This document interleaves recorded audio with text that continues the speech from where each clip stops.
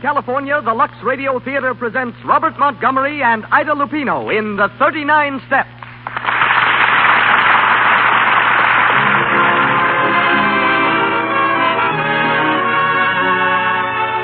Lux presents Hollywood. For your loyalty to our product, Lux says thank you, ladies and gentlemen, and brings you another hour of entertainment direct from the film capital. Tonight, we star Robert Montgomery, Ida Lupino, Isabel Jewell, and Gene Lockhart, with Major C.E. Russell, formerly of the United States Intelligence Service, as the evening's special guest. Louis Silvers conducts the orchestra. And here beside me, our producer and your host. Ladies and gentlemen, Mr. Cecil B. DeMille.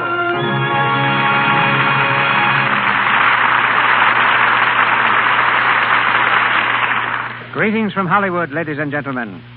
The 39 Steps lead an old friend and a newcomer, Robert Montgomery and Ida Lupino, to the stage of the Lux Radio Theater. Since here last, Robert Montgomery's been rushing back and forth between two lots. One is the Metro-Goldwyn-Mayer studio, where with Rosalind Russell he's completed Live, Love, and Learn. The other is a lot in Beverly Hills, on which Bob has just finished building a new home with a beautiful library. And Bob is a man who really uses his library, for he's constantly seeking new screen material. President of the Screen Actors Guild, Bob devotes at least 3 nights a week to that organization. So this fall, he took time off to go to his farm in New York State for a few weeks of partridge and pheasant hunting. His favorite Hollywood sport is tennis, in which activity he's expert enough to be the frequent opponent of Sidney Wood, the ex-Davis Cup player. Bob is heard tonight as Richard Hannay in The 39 Steps, adapted from the Gaumont British film, which in turn was taken from the novel by John Buchan. Gaumont British will shortly release The Girl Was Young, starring Nova Pilbeam, and Derek DeMarney, directed by Alfred Hitchcock. Ida Lupino is a girl I've watched very closely and suggest that you do the same. For every Lupino seems destined for greatness in the theater. To American film audiences, she's the best-known representative of perhaps the oldest stage family in the world. 350 years ago, when acting was considered a crime in Italy, Alfredo Lupino, acrobat and troubadour, fled from Naples, turned gypsy, and eventually found welcome and fame in England. Ever since then, Lupinos have added to the excellence of England's entertainment. Ida's father is Stanley Lupino, among London's most popular comedians. She has a sister, 2 cousins, 3 uncles, and 5 aunts, all noted performers. While her mother is Connie Emerald, once a celebrated dancer. Along with 3.5 centuries of tradition, Ida has inherited a turned-up nose, violet eyes, and blonde hair. She's an excellent musician and painter, can speak the language of the deaf and dumb, whistles as well as a farm boy, likes to wear sneakers, and is a prize mimic. A highly entertaining miss, you meet her tonight in the role of Pamela. Isabel Jewell, featured in such hit films as Lost Horizon and Marked Woman, is heard as Annabella. And Gene Lockhart, top-flight character actor, back from the New York stage, is Mr. Memory. And now for the play. The Lux Radio Theater presents Robert Montgomery and Ida Lupino in The 39 Steps with Isabel Jewell and Gene Lockhart.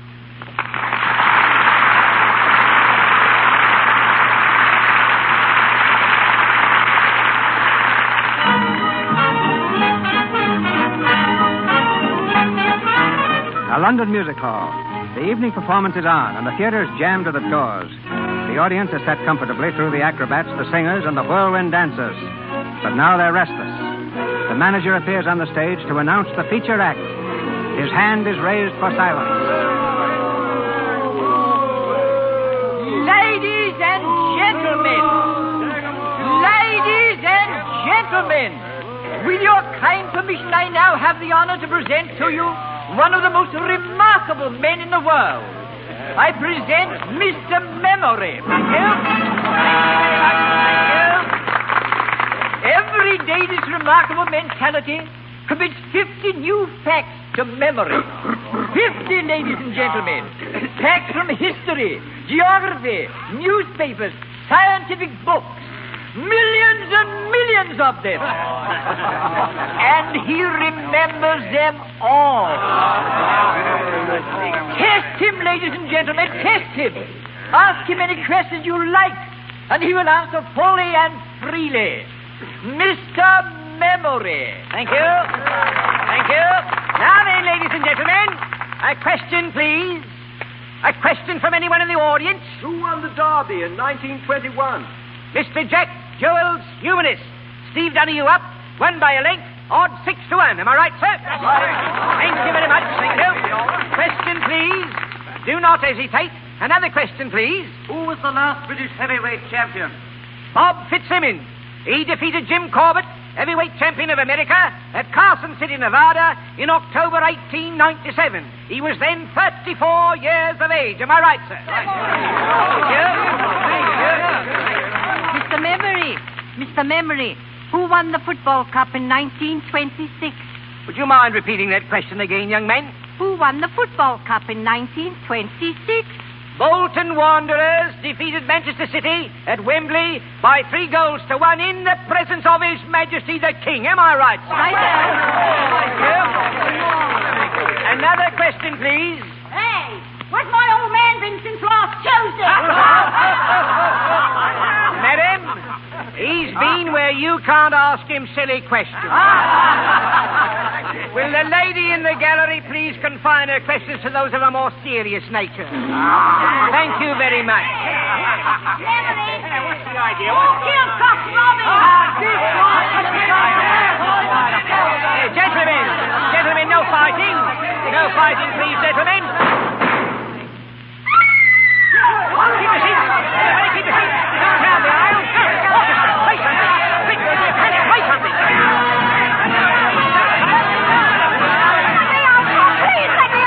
Let the lady through there. Will you stand back, please? Hold on to my arm, miss. I'll get you out of this. Get back there. Clear the aisle there, will you? This way, miss. This way. Come on.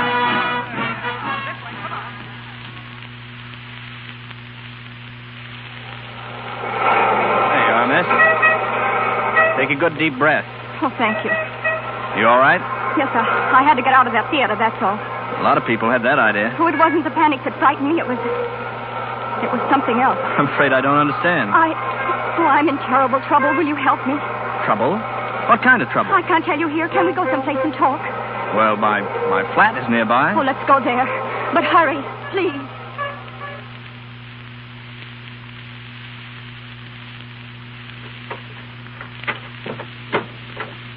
Go in, miss. Thank you. Now, if I can find this light switch. Oh, no. Don't turn on the lights. What? Don't turn them on. It will be safer. I'm afraid I don't... Will you pull down the blinds, please? Very well. This just puts me doubly in the dark. My name's Richard Hannay. Any objections to telling me yours? No, it's Annabella Smith. Smith? Not really. Is there anything wrong with it? No, just an unusual name. What's this all about? You said you were in trouble. You don't believe me, do you? I believe you're slightly hysterical. If I am, I have good reason. I was the one who fired those shots in that theater tonight. You? Why? I had to do something to create a disturbance. I had to get away from there. There were 2 men in that theater who wanted to kill me. Oh, come on. Oh, you've got to believe me. But why should anyone want to kill you? Because I'm what you would call a professional spy. A spy? Whom do you spy for? Anyone who pays me. I suppose you're here to dig up some big state secret. No. I'm here to save a secret. For England. Oh. Go on, please. The agent of a certain foreign power is on the point of obtaining a secret vital to your air defense. I tracked 2 of his men to that music hall. Unfortunately, they recognized me. That's why they're after me now. You still don't believe me, do you? No, frankly, I don't, Annabella. Very well. If you will look out of that window, you will see 2 men standing across the street. Look, please do. All right. I'll play your game a bit further. Oh, don't let them see you. Well? By Jove, you're right. 2 of them. They seem to be looking up here. Come away, please. Do you believe me now? Well, I suppose I must. I'm going to tell you something that's not very healthy to know. But now that they've followed me here, you're in it as much as I am. Yeah, so it seems. Have you ever heard of the 39 steps? 39 steps? No, what are they? Never mind, but this much you must know.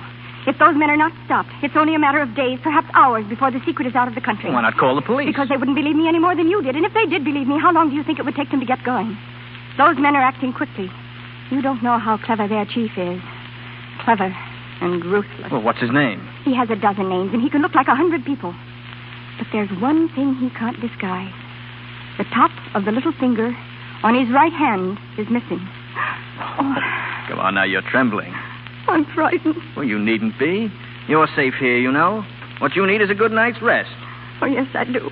You can have my bedroom. I'll sleep on the couch here in the living room. Are you sure you don't mind? Sleeping on the couch? Well, I've done it dozens of times. No.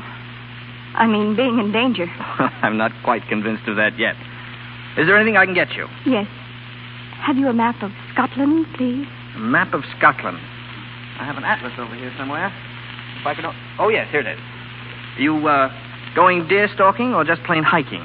There's a man in Scotland I must see next if there is anything to be done. I see. Are the 39 steps in Scotland? Perhaps I'll tell you tomorrow. Good night, Mr. Henning. Thank you. Good night, Annabella. Pleasant dreams.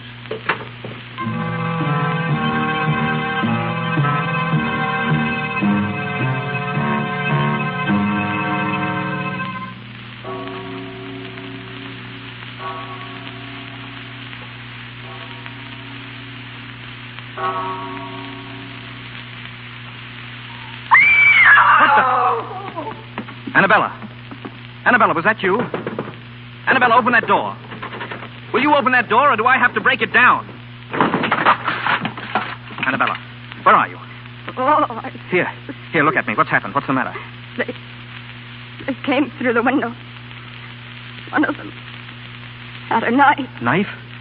Oh, don't touch me. But you're hurt. You're bleeding. Here, I'll call a doctor. No, it's no use. Listen. You've got to stop those men. In a few days, they'll have the secret out of the country. But how will I stop them? Kinrich.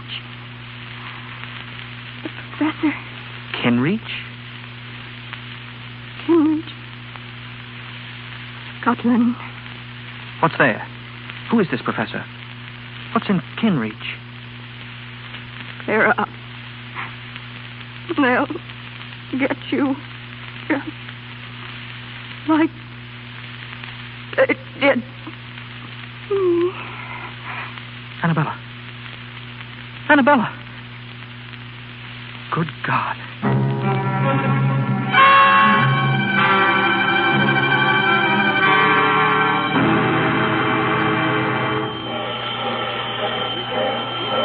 Aberdeen Express, Edinburgh, Kirkcaldy, Dundee, Aberdeen Express.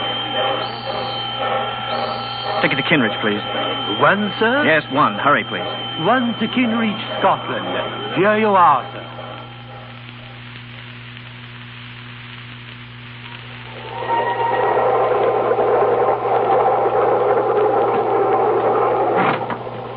Excuse me, is this seat taken? Not by us, it ain't. Sit down, young fella. Thank you. I said, Jess, who won the 2 o'clock at Epsom? Here it is. Bachelor Button, odds 7 to 4. Ah, Bachelor Button, eh? Hello, look at this. Another woman murdered in a West End flat.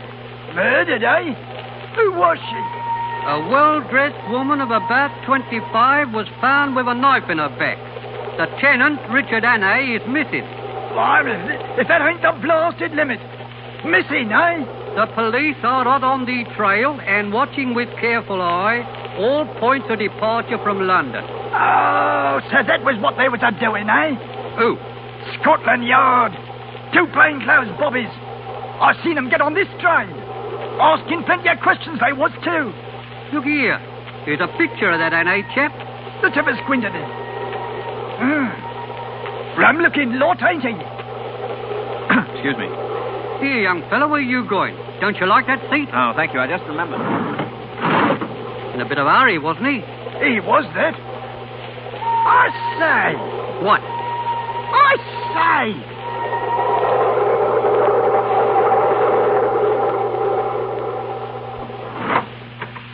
Oh, I beg your pardon. This is a private compartment. Oh, is it? Yes, and it happens to be occupied. Yes, so I see. Very charmingly, too. Well, what do you want, please? Your hospitality for a short while. Really? Well, I'm not interested. Now, will you please go? I can't. What? It isn't safe. Listen, are you going or shall I call the conductor? No, don't do that. Stop, you're hurting my wrist. I'm sorry. Listen to me. I want your help. My help? I'm Richard Hannay. Hannay? Why, you're the man the police... Yes, but I'm innocent. I swear I'm innocent. Listen, you've got to help me. It's terribly important that I be free for the next few days. You will help me, won't you? Yes. Yes, of course I will. That's fine. Sorry if I hurt your wrist. Oh, that's all right. You say the police are on this train looking for you? Yes, that's why I forced my way in here. Oh, I see. And just how am I supposed to help you? Well, they're looking for a man traveling alone. If I stay here with you, they'll think we're together. We'll pose as man and wife, and they won't pay any attention to us. They'll just pass us by. How clever you are. You'll do it? Yes, of course. Say, you're all right. What's your name? What's that got to do with it? Nothing. I just wanted to know who my benefactress was, that's all. No, I'm Pamela Stewart. Pamela? Oh, that's rather pretty. Suits you. Thank you. There they are now. Remember, I'll sit here and pretend to read. You do the talking. All right. Come in. Excuse me. Have either of you seen a man pass here? Young fella, smooth-shaven? Why, no. Wait, are you the police? That's right, miss. Then this is the man you want. He forced his way in here and told me his name was Richard Hannay. Why, did I? Come here, you. Let go of me. Are you Richard Hannay? Well, speak up. Yes. Thank you very much, Miss Stewart. Well, you didn't expect me to harbor a murderer, did you? Unfortunately, I did. And I am not a murderer. We'll see about that. Come on, Hannay. Certainly, gentlemen. I'll go with you willingly. In fact, I'll lead the way. Grab him. Gone. Here, get after him. Open that door. He's holding it from the other side. Here, let me try. Together now. 1, 2, 3. Get out of the way. Where is he? Where did he go? Here he is, down the passageway. Stop him. Grab him before he gets to the vestibule. Come back here, you. Come back, you. Stop. Have you got him? No, he's gone. What? He jumped. He jumped off the train. The fool. He's probably lying dead in a ditch. No. The last I seen of him, he was on his 2 feet and running like a rabbit.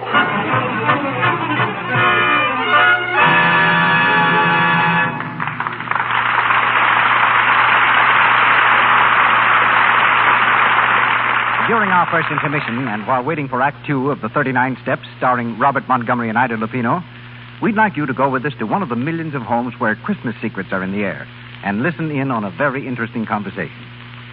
Aunt Sally, come here. I want to see you alone. More secrets, Betty? Well, the house is full of them. Now the door's closed, we can talk.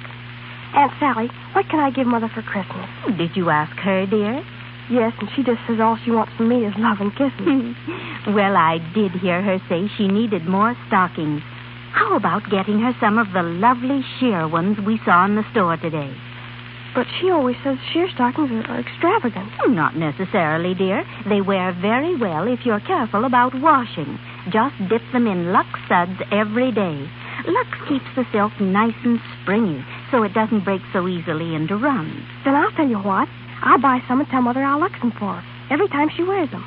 I'll buy a big box of Lux and give it to her with the stockings. Now, that's a real Christmas gift, Betty. Okay, I'll get some Lux Flakes right away. And be sure to use nothing but Lux Flakes, dear.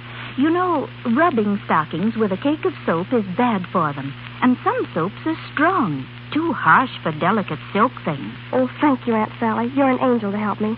Mother's the most perplexing person on my list. Stockings for Christmas and Lux Flakes for stockings. A perfect combination.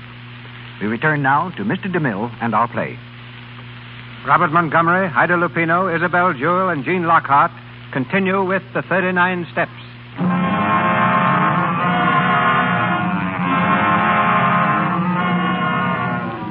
2 days have passed, and Richard Hannay, wanted for a murder he did not commit, is still at large. Determined to discover the secret of the 39 Steps, he's made his way to Scotland. The driver of a donkey cart has given him a lift, and he's now on the last leg of the journey, the outskirts of the village of Kinreach. Are you going to stay long in Kinreach, laddie? Well, it all depends. I'm looking for work. You suppose I could find something? I hae me doubts, laddie. Kinreach is a mighty small town. What do you do? I'm a chauffeur. Well, I'm thinking you'd better try somewhere else, then. What folks as need chauffeurs in Kinreach has had them for years. Oh, I see. But, aren't there any newcomers? I mean, somebody told me about... Now, wait a minute. Come to think of it, I did hear something. About a retired professor moving into the big house on the edge of the moor. A professor? Yes. Yes, that's it. I can try it anyhow.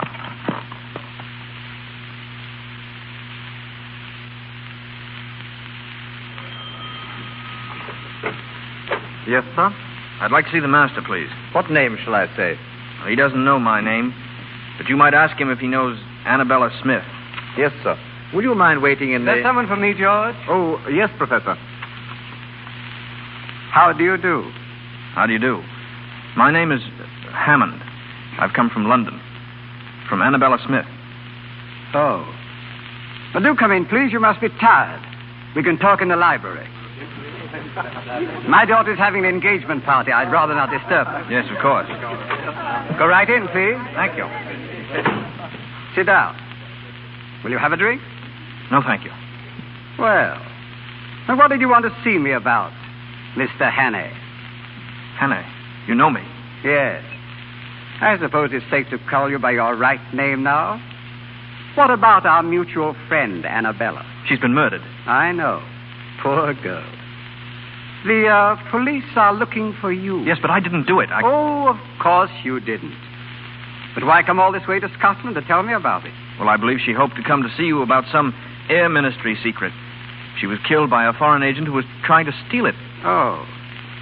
Did she tell you what this foreign agent looked like? No, she hadn't time. Oh, yes. There was one thing. She told me the top of his little finger is missing. On which hand, Mr. Hannay? On the left, I believe. Are you sure it wasn't on the right? It might have been. Like on my hand, Mr. Hannay? Good Lord.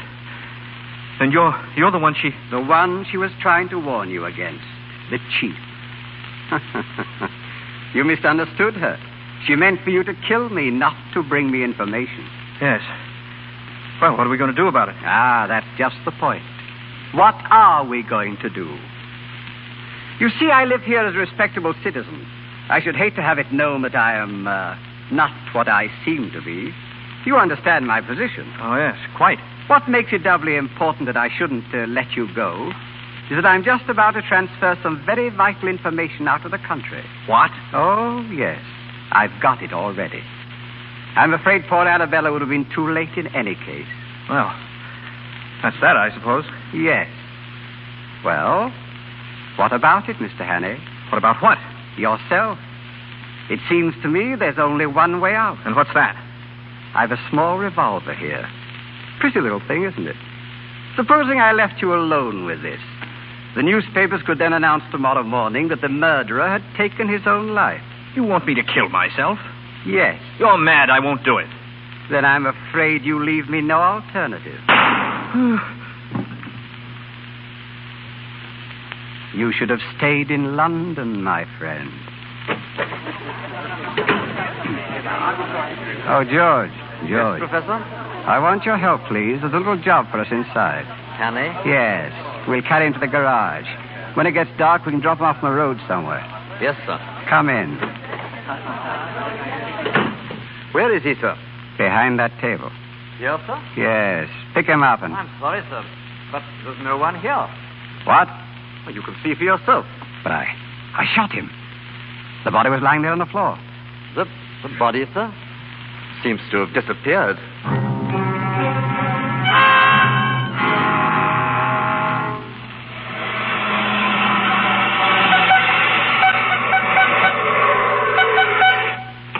Get out of the road, please. What do you mean by standing in front of my car? You might have been killed. Sorry, lady. I just wanted a lift. Would you mind... Well, Miss Stewart, how do you do? You? Well, what are you doing Richard here? Hannay is my name. I believe we've met. On a train, wasn't it? Yes, I think so. Yes. If I remember correctly, you handed me over to the police. You did, didn't you? Oh, get away from me. No, don't worry. I don't hold it against you, really. Well, that's very kind of you. Yes, isn't it? What are you doing in Kinreach? I live here. It's a charming place, isn't it? You know where the local police station is? Oh, of course I do. Will you take me there? What? The police station, in a hurry, please. Certainly.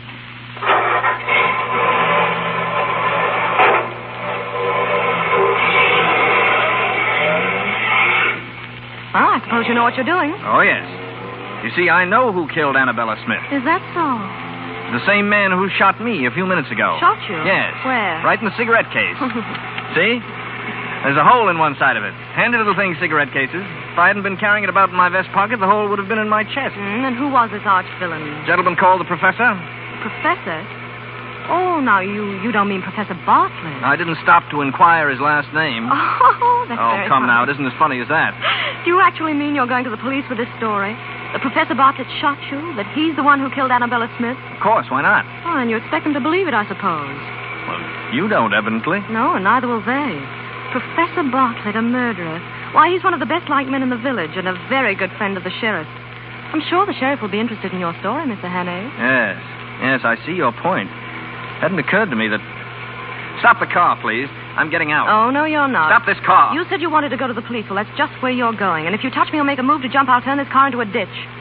Well, aren't you the sweet little thing? Now, you just sit tight, Mr. Hannay, and don't make any sudden gestures. We're going rather fast. You haven't the nerve, of course. Haven't I? Just try me. All right, I will. Don't touch that brake. Hang on. Where are you? You all right? Quite all right, thank you. You little fool, we might have been killed. Hello there!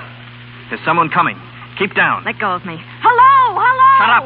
Over here, Richard Hannay! Why, you... Richard! Grab that man. All right, Hannay, we've got you. And don't try any funny business. Stand up. Yes, of course. Are you the police? We've been looking for you, honey. Put the bracelets on him, Joe. Right you are. Put out your hand. There we are. Now put out the other one on the girl. Here, what are you doing? We are handcuffing you to your friend here. Any objection? Now see what you've done. Oh, shut up. Listen, you can't do this. I don't even know this man. You ride around the country with him in a car, but you don't know him. Of course you don't. Yes, but I'm telling you, Keep I your don't. mouth shut. All right, Joe. Take him to our car. It's a good day's work for us. Will you please move over? You talking to me? Yes, I am. Very well. Ow, my wrist. Well, you asked me to move, and if I move, you move with me. It's a scientific fact that when two people are handcuffed together... Officer, must I be chained to this man? Aye, you must. And keep quiet about it. Wait a moment. Where are you taking us? This isn't the way to the sheriff's office. Well, we're not exactly going to the sheriff's office. Eh, Joe? Not exactly, no. Well, where are we going? Well, it's the real head we are going to see. The sheriff principal. Eh, Joe? Aye, the sheriff principal. I don't understand. Would you like to have a small bet with me, Pamela Stewart? Now, what do you mean? I'll bet you 100 to 1 that the man they call the sheriff principal has the top joint of his little finger missing. Am I right, gentlemen? You shut your mouth, young fellow, or I'll shut it for you. For good. You see, Pamela? I win. They're taking us to your old friend, the professor. Charming gentleman, the professor. Best-liked man in the village and a personal friend. Oh, be quiet, will you? What are we stopping for? Sheep. A whole flock of them across the road. Well, blow your horn. Maybe that'll scare them. Stubborn beast, they won't move an inch. Well, come on. We'll have to get out and shoo them off. Here, get on there, Shoo. Get on there. Go on. Get you to the way. Go on. Now's our chance. We'll make a run for it. Run? How can we? Come on, when I say jump, jump and run for your life. Yes, but they'll catch us. Go on, jump. Hey, look, they're getting away. Stand where you are. There they go. Give it to him. They're shooting us. Come on, you little fool. Run for it.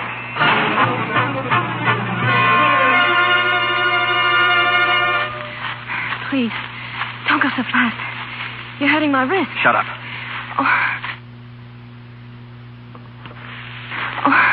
I can't go any further. I've lost my shoe. Where? Oh, back there. Well, forget it. All right. Sit down. Sit down for a while. You think we've lost those men? Now, it's as black as pitch on this moor. They'll never find us now. You know, this is all very silly. You can't escape. What chance have you got handcuffed to me? Keep that question for your husband when you get one. Meanwhile, I'll admit that you're the white man's burden. Oh, yes, I know, and I can't tell you how it comforts me.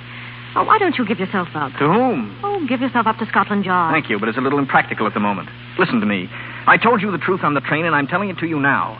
There's a dangerous conspiracy against this country, and I'm the only man who can stop it. Ha-ha, I don't believe you. All right, very well, then. I'm just a plain, common murderer who stabbed an innocent, defenseless woman in the back in Portland Place, London. I don't know how innocent you may be, but you're a woman, you're defenseless, and you're alone on a desolate moor in the dark. And you're manacled to a murderer who would stop at nothing to get you off his hands. If that's the story you prefer, have it, my lovely, and welcome. Well, I'm not afraid of you. Why not? For all you know, I murdered a woman. You listen to a bit of advice. From now on, you do everything I tell you to do, and do it quickly. Oh, you wretched boy. I admire your pluck, but you keep a civil tongue in your head. Otherwise, I might feel the next killing was a bit overdue. All right, on your feet now. Well, where are we going? I see some lights over that way. We'll do a little investigating. Well, I won't go. I'm going to stay right here. Pamela, are you forgetting I murdered a woman? Well... Don't you strike me. I'll go.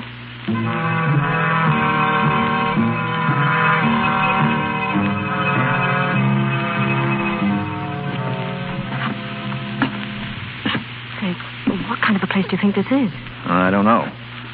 Looks like an inn. Now remember what I said. A civil tongue or else. And you back me up in everything I say or do. Do you understand? Yeah. Stay close to me and hold my hand. It'll hide the handcuffs.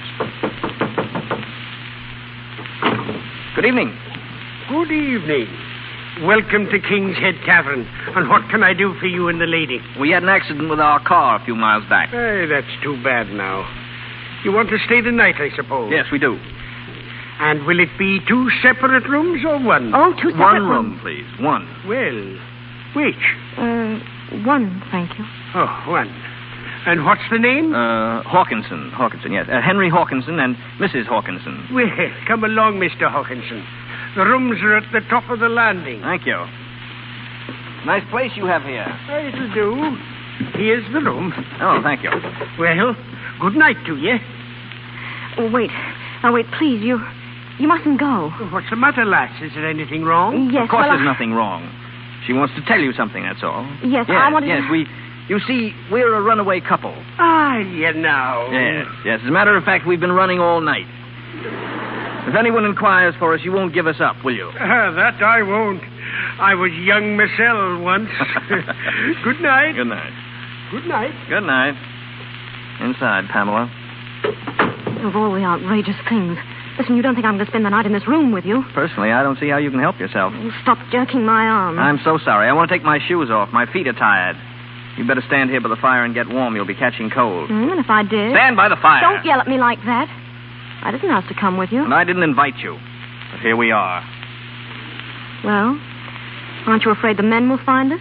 I'm not thinking of that so much as some way to get out of these handcuffs. Oh, I have a nail file in my pocket. Maybe that'll help. That would be dandy. If you file 24 hours a day, 10 years from now, we might be free. Imagine, tied to you for 10 years. It's a horrible thought. I've had enough of your insults. I'm going to tell the innkeeper the whole story. You want me to hang for a murder I didn't commit? As long as you hang, I don't care whether you committed it or not. What a bloodthirsty creature you are. Haven't you any pity? No. Ow! What are you up to now? I'm merely trying to file the handcuffs. Well, don't jab me in the wrist that way. I don't like it. I'm sorry. You're going about it in a very amateurish fashion anyway. I can see you know nothing about filing handcuffs. I'm sure you do. Tell me, how did you start being a criminal?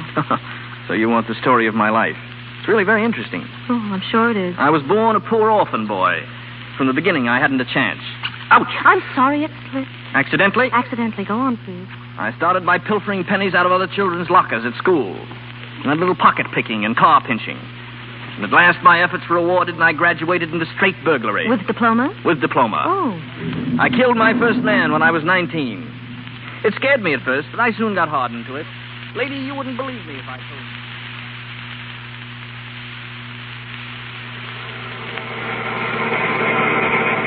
It was your fault. The whole thing was your fault. My fault? How do you make that out? If you hadn't stopped the car for those blasted sheep, we'd have had the 2 of them in the professor's parlor right now. We'd better have them there as soon as what I say. The professor was anxious about Hanny. Knows too much, he said. Get him. Get him? We had him. And the girl, too. You don't suppose they'd head in somewhere, do you? Stop at a tavern, I mean. They might, in this weather. There's a place about 4 miles back. King's Head Tavern, it's called. King's Head Tavern. That'd be somewhere near where they gave us the slip. Turn around. You'll find out. Right. And if we see him again, blast you. Shoot straight. I will, all right. You can depend upon that. And little by little, and year by year, I sunk lower and lower. And you got better and better. That's right. You might have read about me in the papers. They call me Hannay, the Cornish Bluebeard. And that, me lady, is the horrible story of my life. Dear, and you have such a nice face. How many people have you killed altogether? 9. If you don't watch the point on that nail file, it may be 10. Ouch! At least I'm trying to do something. Well, if you don't mind, I'm going to try and get some sleep. I haven't had a wink for 48 hours. Well, I'm not in the least bit tired. Besides, I have to stay by the fire and get dry. All right. You don't mind if I stretch out in the chair, do you? No, not at all. Thank you. Good night. Good night.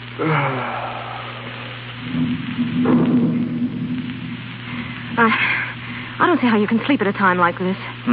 I said I don't see how you can sleep at a time like this. I'm hardened to it. That's all. Hardened criminal to sleep any time. Listen, did you hear that? There's a car out there. It just drove up, a car. It's your imagination. It's not my imagination. I heard a car. Oh, all right, if you don't care. Don't care. Just don't care. Oh! Don't do that. What's the matter with you anyway? Oh, I'm so sorry. You mustn't get frightened, Pamela. I have awful nightmares. I guess it's my conscience bothering me. Good night.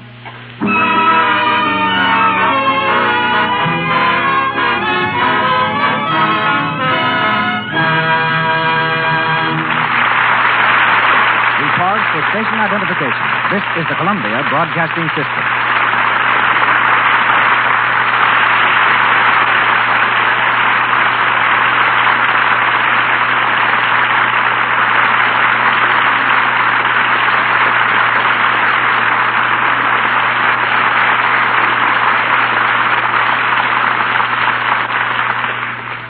We pause now between the scenes of the 39 Steps. Robert Montgomery and Ida Lupino will be back shortly when we raise the curtain on Act 3 in this play about spies. Spies may be roughly divided into two classes. There are the mercenary spies who traffic in state secrets, selling them for cash to the highest bidder. And there are patriots who risk their lives solely for the protection of their country, who receive the smallest monetary rewards, and whose names never get into the newspapers. The Richard Hannay of our play belongs to this second group, and so does tonight's guest, Major C.E. Russell of the United States Army, retired. Before this country entered the World War, Major Russell temporarily loaned his services to Scotland Yard as one of their American operatives. Back in the United States Army during the war, he served on a special staff in France. He later instructed our Army officers in the art of espionage and is the author of a standard military textbook on this subject. With such a background, Major, there should be no better authority to answer the question, just what are the qualifications that make a valuable spy? The qualifications today, Mr. DeMille, are exactly the same as in biblical times, and the instructions which are taught follow very closely those which Moses gave to his men when he sent them forth to spy out the land of Canaan, to learn what the land contained, the strength of the enemy, if the people were content, and how strong were the walls. Then, as today, spies had to have powers of observation, of memory, and description. These are the three traits that must be developed in a capable espionage agent, and are the least developed of all human traits. In addition, he must have common sense, a good general education, an ability to take orders, and preferably a knowledge of foreign languages. I've noticed that the opinion held of a spy varies greatly. Some people have only the greatest respect and admiration for a spy. Others consider them vicious, double-dealing scoundrels who stop at nothing to attain their end. How well do I know that? But I think these people would change their minds if they only realized that spies are one of the greatest forces for world peace. I am, of course, referring to patriotic spies, not mercenaries. I believe that a patriotic spy, by keeping his country informed of military activity in other lands, enables his own nation to properly prepare itself, and a properly prepared nation is a nation seldom attacked. The war that they are ready for rarely comes. If what I've observed is true, you soldiers who fight with your brains instead of bayonets are finding more and more women as your co-workers. How does a woman compare with a man as a spy? Very favorably, up to one point. A woman's heart will rule her head much more quickly than a man's. Today, there is probably one woman to every two men in the world's espionage service. We've learned that if you want to make a man talk, send a pretty woman. And when we want to make a woman talk, we make her jealous. Both theories work amazingly well. It would appear to me that spying is one activity which provides little or no room for modernization. Along with qualifications, I presume that methods have changed little since the days of Moses. That's very true, Mr. DeMille. They remain essentially unchanged. But there have been radical technical changes in carrying out those essentials. For instance, there's a machine recently developed in this country so delicate and so accurate that it can etch an invisible secret message on a surface no larger than a grain of corn. Or, to employ a commodity with which perhaps you're more familiar, it could etch the map of an entire country on a single lux flake. And that's probably the finest, thinnest, and most fragile thing I can think of for the moment. I know that you can read through a flake of lux, Major. It's actually only 2/1000th of an inch thick. I see. Almost as amazing as this machine I'm speaking of. Lux Flakes remind me of women, and women, in turn, recall an amazing spy story I encountered during the World War. It concerns a Swiss opera singer who volunteered in the French Red Cross as an entertainer.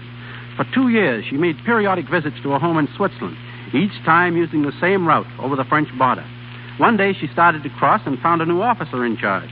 He took a good look at her and immediately ordered his women assistants to search her. They returned with the petticoat of this famous singer. Suspecting that it might contain invisible writing, the lieutenant called for hot irons and himself applied them to the petticoat. The heat revealed what had been invisibly written in lemon juice, the complete working drawings of a new French war tank. The reason the lieutenant had suspected Madame was that before the war, he had been a style designer in Paris. One of the first things he observed about the singer was that while she was dressed in the height of fashion, she wore a starched petticoat, and starched petticoats had been out of style for 10 years. To me, one of the truest utterances of the great French General Marshal Foch was his statement to a group of his espionage agents. You will die 1,000 deaths, he told them, before oblivion comes, while the man in the trenches dies but once. And no better example can be found, Mr. DeMille, than that patriot of Revolutionary War, John Honeyman.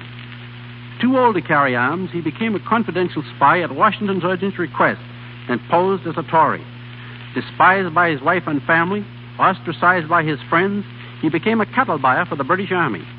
American soldiers were ordered to shoot him on sight, but John Honeyman kept his promise never to disclose his real identity. Once he allowed himself to be captured, knowing he might be shot, but there was a chance of being brought before Washington first. This fortunately happened, and Honeyman was able to disclose to Washington how some of his own men were on the verge of assassinating him by placing poison in the general's food. And it was John Honeyman who, on Christmas Eve, crossed the Delaware alone, entered Trenton, discovered the condition of the Hessian troops, and reported back to Washington on the other side. On Honeyman's unsupported testimony, Washington made his celebrated crossing, won his celebrated victory that turned the tide. Honeyman returned to his New Jersey home after the war, still an outcast, still an object of hate and scorn. His magnificent services were never announced until Washington himself made a special trip to Hackensack and publicly proclaimed him one of the greatest heroes of the American Revolution. His example will always remain a shining light to Americans who seek to serve in the silent, secret, and sometimes inglorious ways of espionage. I thank you. Thank you, Major. That's very interesting.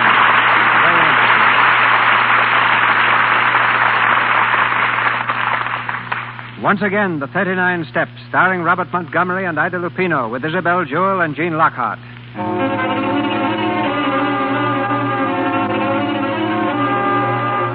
It's early the following morning.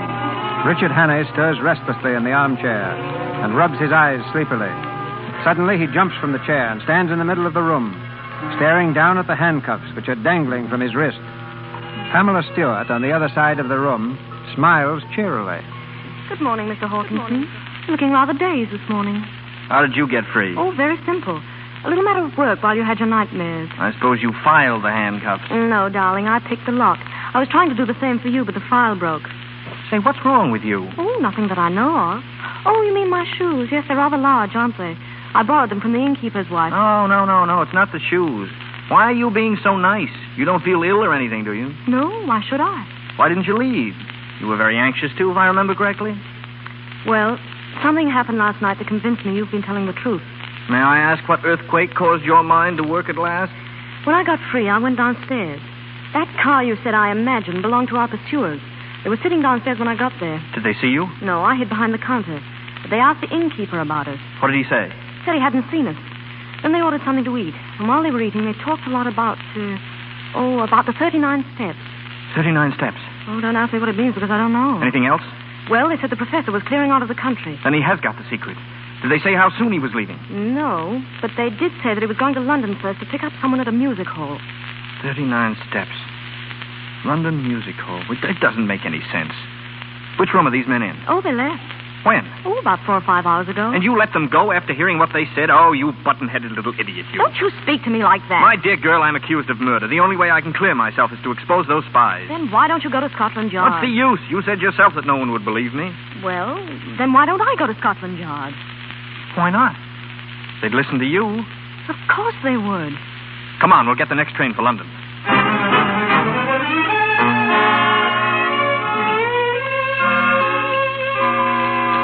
You wish to order now, sir? No, thank you. I'm waiting for someone. I beg your pardon, sir. Your face looks familiar. Are you in the cinema? No, I'm not. Bring me a bottle of ale, will you? Very good, sir. Oh, make that two, please. Yes, miss.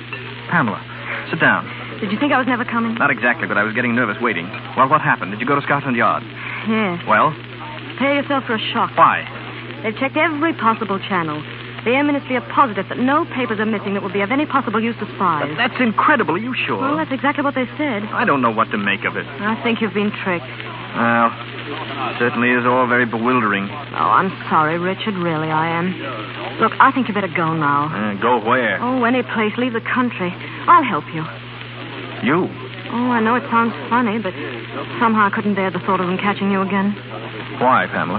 Oh, I don't know. I guess I've just changed my mind about you, that's all. Of course, you're as vain as a peacock, and I couldn't stand you for any length of time, but you're not so bad. Well, you're not so bad either. If I weren't in this jam, I'd... What? Nothing. Come on, let's get out of here. No, you better stay. I'll run and get you a ticket for Liverpool. There ought to be a boat train Pamela. soon. Well, what's the matter? What are you staring at? Look out the window. Do you see that billboard across the street? Yes. Is there anything strange about it? A list of acts playing this week at the Palladium. The feature attraction is Mr. Memory. But I don't understand. Come on, we're going to get out of here. Well, where are we going to the now? Palladium. But why? I don't know, but we're going just the same.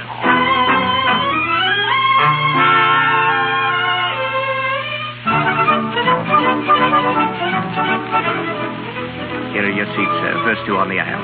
Thank you. Sit down, Pamela. This is silly. In the first place, the show's almost over.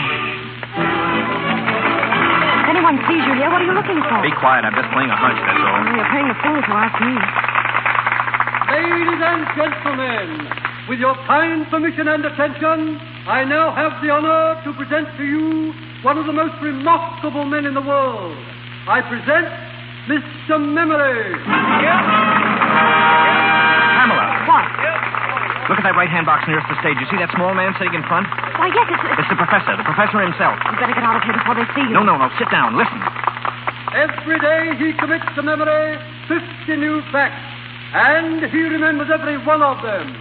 Facts from history, from geography, from newspapers, from scientific textbooks. Pamela, Yes. I've got it. I've got it. What?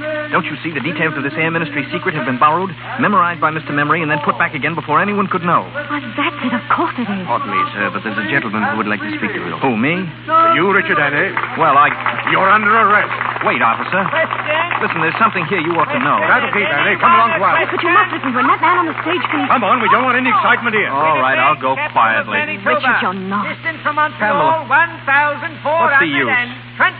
miles. Am I right? Thank you. Question, please.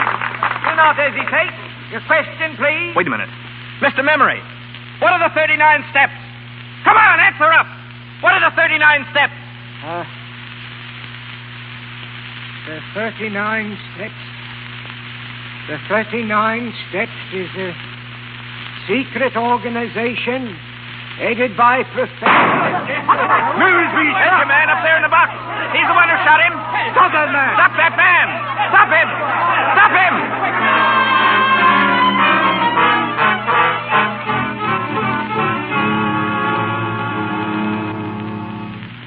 I want to see Mr. Memory, please. Where's his dressing room? Number 5, but you can't go in now. Well, I'm afraid we have to. Detective, have you a pencil and a piece of paper? Yes? I want you to write down everything you hear. But listen here, I Do as he tells you, please. I'm going to prove to you that the man who shot Memory is the murderer of Annabella Smith. What is it? We want to see Mr. Memory.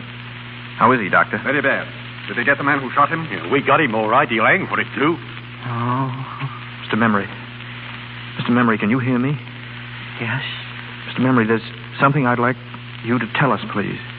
Yes. What was the secret formula you were taking abroad? Will it be all right, my telling you? It was a big job learning it. The biggest I've ever tackled. I don't want to throw it away, sir. It will be quite all right. The first feature of the new engine is it's greatly increased ratio of compression, represented by the formula 1 minus 1 over R to the power of gamma minus 1, where R represents the ratio of compression and gamma dimensions of cylinders. Diameter. This device renders the engine completely silent.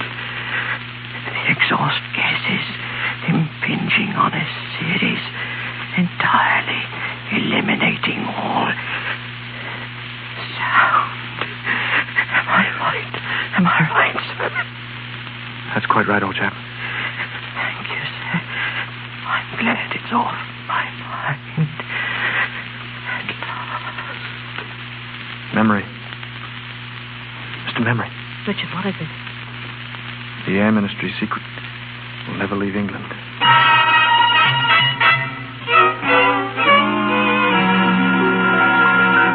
This way, please. We can pick up the police car on the corner. The police car? Where are you taking us? To Scotland Yard, of course.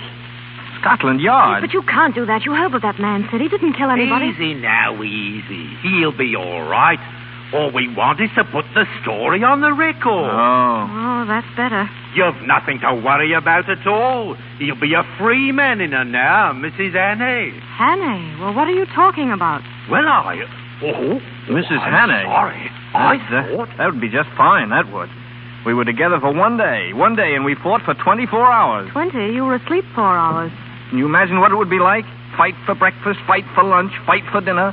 One long, drawn-out battle for the next 30 or 40 years. Oh, 30 or 40 years. Do you think we could keep it up that long? I mean, really. Well, we could try.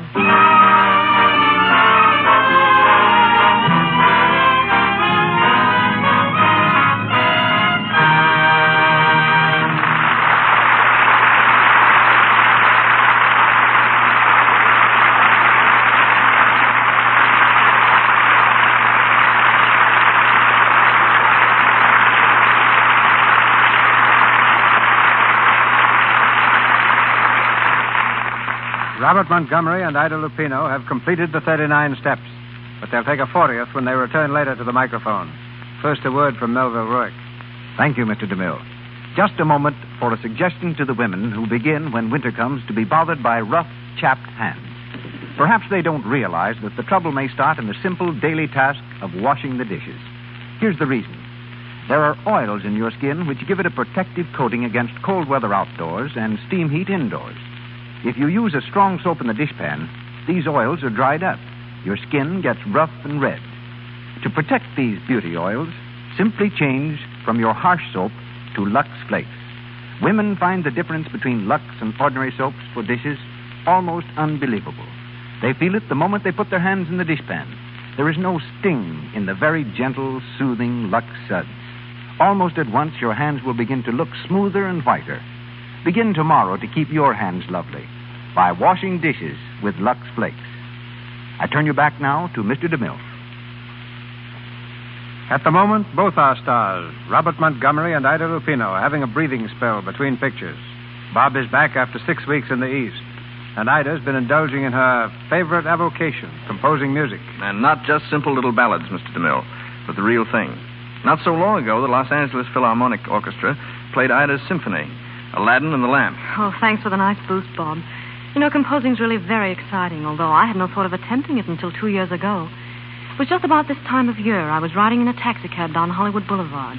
The street was crowded with Christmas traffic, and all of a sudden the noise seemed to take the form and tempo of a melody. Well, I rushed right home, worked straight through till morning, and there it was, and I've been at it ever since. What's your latest composition? Something I've just sent to London, a score and book for a musical comedy. Look, I hope no one's going to get the impression that I think I'm a great musician. In fact, I know so little that I often use a code to take the place of notes and musical symbols until I've time to figure out what I'm trying to do. I use the letters of the alphabet for a code. If you ever saw one of my scores, you'd think someone had spilled alphabet soup on an orchestration sheet. But I think our listeners are a lot more interested in what Bob's next picture is going to be than in my music. So, Bob, suppose you tell them. Well, if I knew, I'd be glad to. I'm having story difficulties at the moment. Don't we all? Can't you find the right one? Well, the trouble is I found the right two. And MGM and I can't make up our minds which will make the better picture. Number one is a light comedy, the type of story that audiences have been favoring so much lately.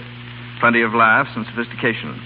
Number two, also a modern story, presents a definite problem of living that any one of us might have to face. A very interesting story for an actor. But the question is, will it interest an audience? And in the meantime, you're perched on a fence, eh? Exactly. And since that's not a very comfortable spot to be in, perhaps the Lux Radio Theater audience will help me out. I'd really be very grateful if you drop a card or a note to Metro-Goldwyn-Mayer, to me, or the Lux Radio Theater, and let us know which of these two types of pictures you prefer to see. A light comedy or a story with a social problem. In the meantime, my thanks and good night. Good night, Mr. DeMille. Good night, Ida. Good night, Tom.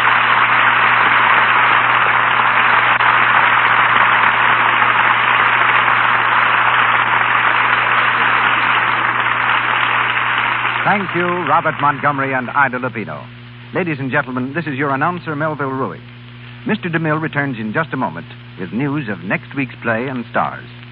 In our cast tonight were Leonard Mudie as Professor Bartlett, Reginald Sheffield, Herbert Evans, and Keith Kenneth as detectives, Lionel Belmore as innkeeper, Vernon Steele as cart driver, Edgar Norton as manager of the music hall, Eric Wilton and Raymond Lawrence as Cockney travelers, Ward Lane as butler, Eric Snowden and Norman Ainsley as Scotchmen, Sybil Harris as a rowdy, and Phyllis Coughlin as a woman.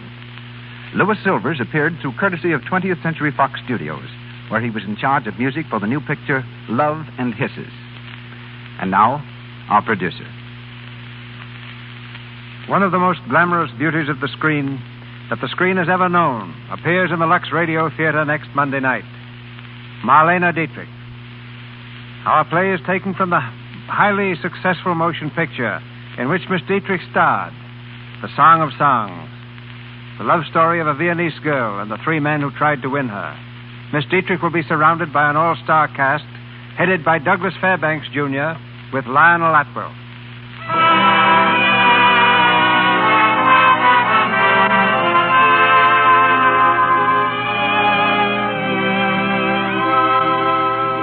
Our sponsors, the makers of Lux Flakes, join me in inviting you to be with us again next Monday night when the Lux Radio Theater presents Marlene Dietrich, Douglas Fairbanks, Jr., and Lionel Atwell in The Song of Songs. The special guest of the evening will be the creator of Mickey Mouse and the Silly Symphonies, Mr. Walt Disney. This is Cecil B. DeMille saying good night to you